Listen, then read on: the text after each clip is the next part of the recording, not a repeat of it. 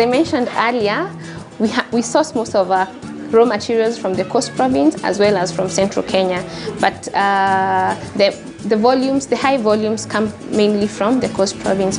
Cassava is highly perishable, so we cannot have it dried from where our mill is located. We have to have it dried from the coast region, and it comes in form of dried cassava chips. So when it's ready, we bring it to our mill. As you can see, this is where we mill from. It's crushed, and then we mill, and then it's ready for packaging.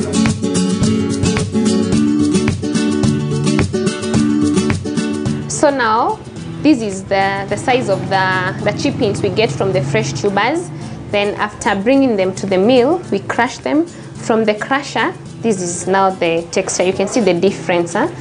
After they are crushed, this is what we get. Now from here, we take them to the mill, where now we get the flour. Now this is the final product. This is what we pack. Now this is the ready-to-use cassava flour.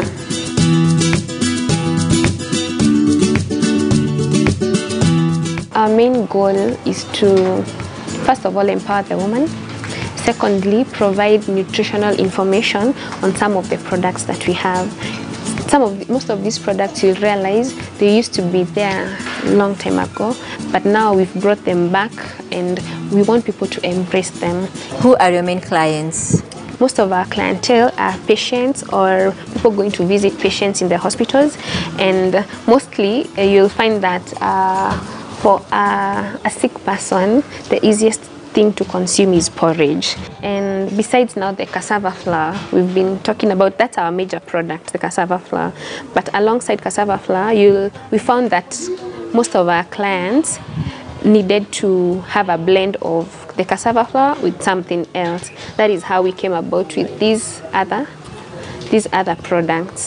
Besides now the cassava flour, we have these other assorted flours. That's part of our growth, because initially when we started with the cassava flour alone. Then the fact having an outlet means you get to interact with your customers one-on-one.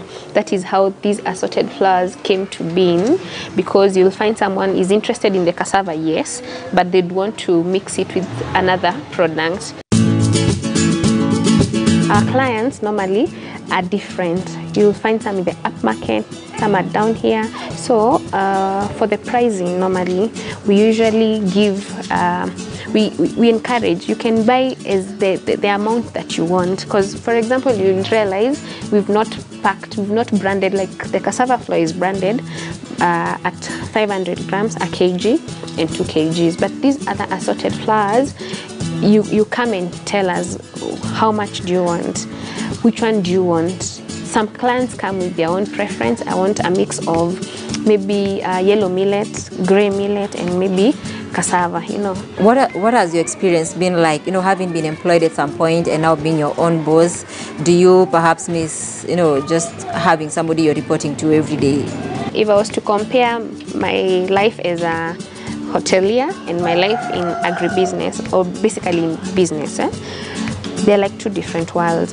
Because you realize in agribusiness, not in agribusiness, in self-employment rather, there is more freedom of how you use your time. It's demanding, yes. The hours are crazy, but it's more fulfilling. Even for like the youth out there, you don't have to look for employment.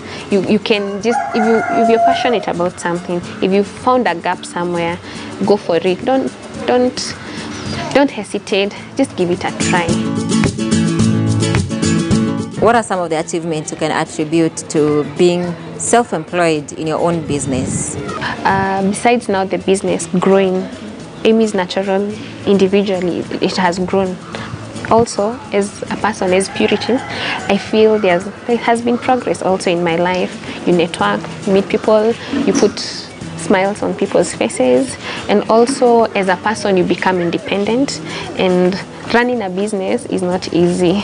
But at the end of the day, seeing the progress of the business, it also empowers you as a woman. It empowers you to empower other people, and that's in a nutshell. And it also improves your livelihood. You feel independent. You can pay your bills. You can do things your way. Not always, but you can do things your way because it's growing, so you also grow alongside it, and that's by itself gives you the motivation to just carry on and just give it your all. Now, how many people have you been able to employ so far since you started? That is a total of 3 years so far. How many employees do you work with? I started alone.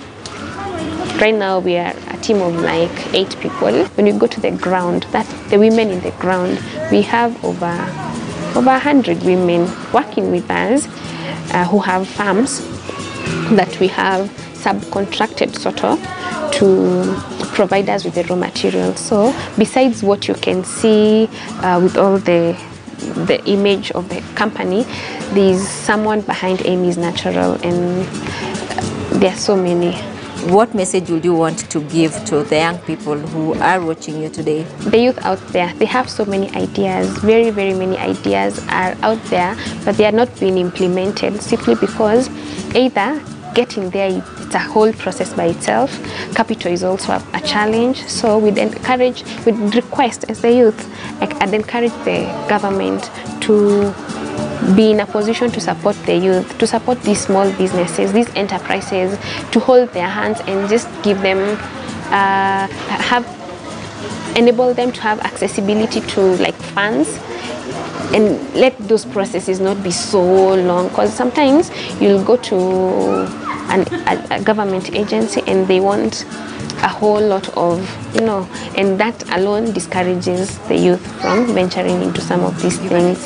Getting some of the certifications I had, some took like a whole 8 months. A whole 8 months is enough to discourage someone, especially if you're not doing something else on the side. Like assuming someone quit their job to start a business and then it takes you 8 months to get just one certification. Trust me, you're going to give up, But if it takes just at least a month, if it 2 months at most, so that they can be independent by themselves, because the government will promise a lot of jobs, but at the end of the day, how many people will get their jobs?